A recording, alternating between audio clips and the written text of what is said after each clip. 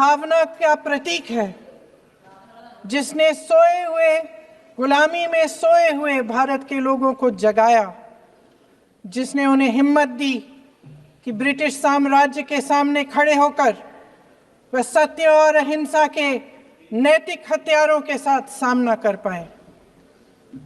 आज ये चर्चा एक भावना के ऊपर है।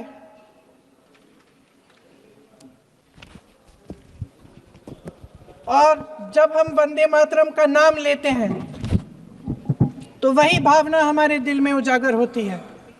जब हम वंदे मातरम का नाम लेते हैं तो हमें उस पूरे इतिहास की याद आती है जो स्वतंत्रता संग्राम का इतिहास था, उसकी पीड़ा, उसका संघर्ष, उसका साहस, उसकी नैतिकता, उसका जो बल था कि ब्रिटिश साम्राज्य उसके सामने झुका। अध्यक्ष महोदय, वंदे मातरम उस आधुनिक राष्ट्रवाद की अभिव्यक्ति है जिसने भारत के लोगों को एक राजनीतिक और नैतिक आकांक्षा से जोड़ा, जिसने भारत के लोगों को एक साझा नियति के उत्तराधिकारी, एक साझा भविष्य के निर्माता के रूप में देखा। लेकिन आज की ये बहस मुझे कुछ अजीब सी लग रही है। जैसे मैंने कहा, ये गीत देश की आत्मा का हिस्सा बन चुका है। 150 सालों से देशवासियों के दिलों में ये गीत बस चुका है। 75 सालों से हमारा देश आजाद है, तो फिर आज इस बहस की क्या आवश्यकता है?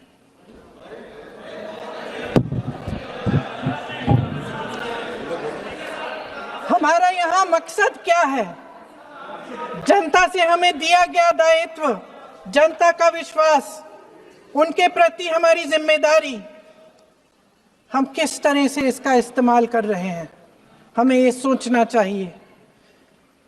क्योंकि अब इस मोड़ पर हम इस सदन में अपने राष्ट्रगीत पर भी बहस करेंगे। आपने बहस मांगी है, आपने बहस मांगी है।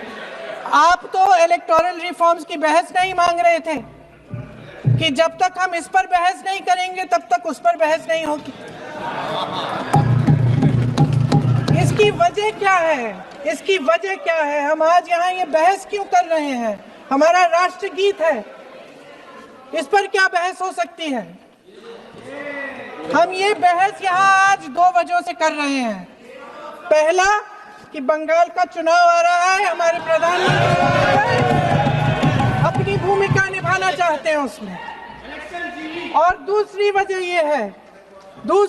ये है, ये मकसद है, पुरानी मकसद इनकी, अध्यक्ष महोदय, कि जिन्होंने स्वतंत्रता की लड़ाई लड़ी, जिन्होंने देश के लिए बड़ी बड़ी कुर्बानियां दी, उन पर सरकार नए आरोप लादने का मौका चाहती है। देश का ध्यान फिर से जनता के ज्वलंत मुद्दों से भटकाना चाहती है। यही एक मकसद है आपका। आपका मकसद है कि हम फिर से उसी अतीत में मंडराते रहें, उसी की तरफ हम देखते रहें जो हो चुका है, जो बीत चुका है। क्योंकि ये सरकार वर्तमान और भविष्य की ओर देखना ही नहीं चाहती, वे इस काबिल ही नहीं रही। सच्चाई ये है अध्यक्ष महोदय कि आज मोदी जी वह प्रधानमंत्री नहीं रहे जो एक समय में थे। सच ये है कि ये दिखने लगा है, उनका आत्मविश्वास घटने लगा है, उनकी नीतियां देश को कमजोर कर रही हैं। और मेरे सत्ता पक्ष के साथी चुप इसलिए हैं क्योंकि अंदर अंदर से वे भी इस बात से सहमत हैं। आज देश के लोग खुश नहीं हैं अध्यक्ष महोदय, परेशान हैं, तमाम समस्याओं से घिरे हुए हैं, और उन समस्याओं का हल आप निकाल नहीं रहे हैं। हाँ ठीक है, उसका भी बोल लेंगे, समय आएगा तो उसका भी बोल लेंगे। बल्कि कल समय आ रहा है, चुनाव पे चर्चा होगी, उस पे भी बोलेंगे। अध्यक्ष महोदय, इनके भी अपने लोग दबी जबान में कहने लगे हैं कि सारी सत्ता को केंद्रित करने से देश का नुकसान हो रहा है। इस बीच अगर हम अतीत की बातें नहीं करेंगे तो कौन सी बातें करेंगे? ये किसी और बात के काबिल ही नहीं है, सिर्फ ध्यान भटकाना है जनता का। इसलिए आज हम वंदे मातरम पर चर्चा कर रहे हैं। वंदे मातरम देश के कण कण में जीवित है, इस पर बहस नहीं हो सकती। लेकिन चलिए, आपने बहस मांगी, आप बहस करना चाहते हैं, बहस करते हैं। आज इस चर्चा को प्रधानमंत्री जी ने शुरू किया, उन्होंने भाषण दिया और इसको कहने में कोई झिझक नहीं है कि भाषण अच्छा देते हैं, थोड़ा सा लंबा, लेकिन भाषण अच्छा देते हैं। सिर्फ एक कमजोरी है, अगर आप इजाजत दे तो मैं बोलूं, एक कमजोरी है। हाँ, उसी पे बोल रहे हैं, वंदे मातरम पे बोलो आप। अब सर मैंने तारीफ कर ली, थोड़ा आज विषय वंदे मातरम का है तो हम वंदे मातरम पर ही रखें, ठीक रहेगा। सर ये वंदे मातरम पे ही है। सर आपने प्रधानमंत्री जी को सुना था, अब तो शुरू नहीं हुए। सर भाषण बहुत अच्छा देते हैं, लेकिन तथ्यों के मामले में कमजोर पड़ जाते हैं, बहुत कमजोर। इसमें भी एक कला होती है कि तथ्यों को किस तरह से जनता के सामने रखा जाए। मैं तो नहीं हूं, जनता की प्रतिनिधि हूं, कला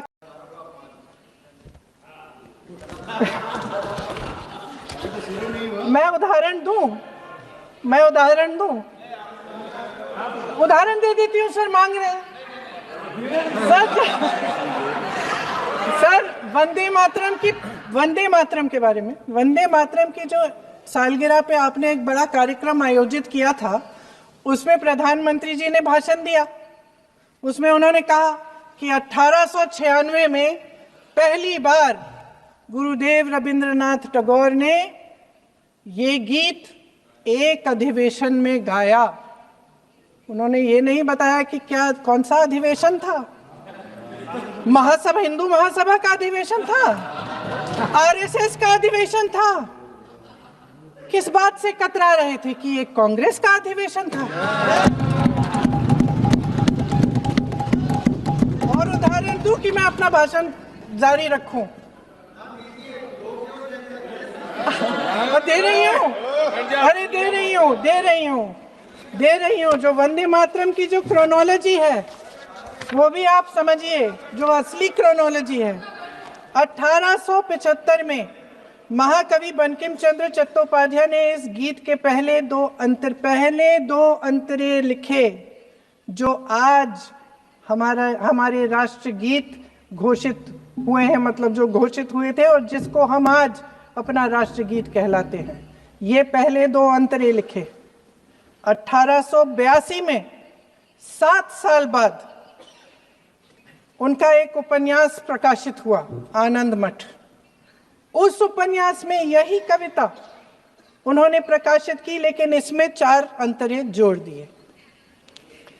1896 में कांग्रेस के अधिवेशन में गुरुदेव रविंद्रनाथ टैगोर ने पहली बार ये गीत गाया। 1905 में बंगाल के विभाजन के खिलाफ आंदोलन के समय वंदे मातरम जनता की एकता की गुहार बनकर गली गली से उठा। गुरुदेव रविंद्रनाथ टैगोर जैसे महान स्वतंत्रता सेनानी इस गीत को खुद गाते हुए बंगाल की सड़कों पर उतरे। विद्यार्थियों से लेकर किसानों तक, व्यापारियों से लेकर वकीलों तक, हर कोई ये गीत गाने लगा। इस गीत की शक्ति को समझिए। ब्रिटिश साम्राज्य इसको सुनकर कांपता था और हमारे देशवासी इसको सुनकर वे मन बनाते थे, वे हिम्मत बनाते थे कि इस भयंकर साम्राज्य के खिलाफ सत्य और अहिंसा के नैतिक हथियारों को लेकर शहीद होने की तैयारी करते थे। ये गीत मातृभूमि के लिए मर मिटने की भावना को जगाता है। इस गीत की शक्ति ये है, इस गीत का हमारे देश से जुड़ाव ये है। लेकिन 1930 के दशक में हमारे देश में जब सांप्रदायिक राजनीति उभरी, तब ये गीत विवादित होने लगा। 1937 में, अब ये मैं दूसरा उदाहरण देने वाली हूँ, क्योंकि प्रधानमंत्री जी ने अपने भाषण में इसका उल्लेख किया और गलत किया, इसीलिए मैं इसके जो सच्चे जो तथ्य हैं वो आपके सामने रख रही हूँ। 1937 में नेताजी सुभाष चंद्र बोस कांग्रेस का अधिवेशन कलकत्ता में होने जा रहा था, उसका आयोजन कर रहे थे।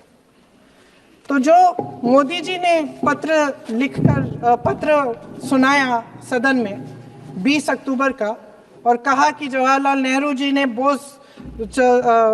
नेताजी को ये चिट्ठी लिखी और ये कहा कि इस पर चर्चा होनी चाहिए, उससे पहले 3 दिन पहले नेताजी सुभाष चंद्र बोस ने पंडित जवाहरलाल नेहरू को एक चिट्ठी लिखी थी, जिसका जिक्र आपके प्रधानमंत्री ने नहीं किया। और इस चिट्ठी में सुन लीजिएगा,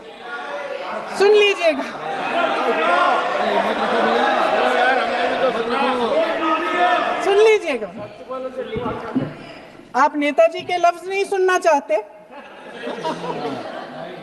बंगाल का चुनाव आ रहा है,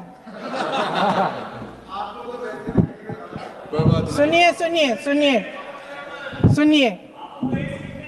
हाँ, कोई बात नहीं, हम तो देश के लिए हैं, हम देश के लिए हैं। आप चुनाव के लिए हैं, हम देश के लिए हैं। हम जितने भी चुनाव हारे, हम यहाँ बैठे रहेंगे और आपसे लड़ते रहेंगे और आपकी विचारधारा से लड़ते रहेंगे। अपने इस देश के लिए, अपनी इस मिट्टी के लिए लड़ते रहेंगे। आप हमें रोक नहीं सकते।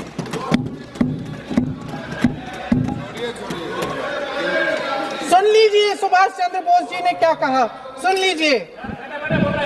My dear Jawahar, reference Vande Mataram, we shall have a talk in Calcutta and also discuss the question in the working committee if you bring it up there.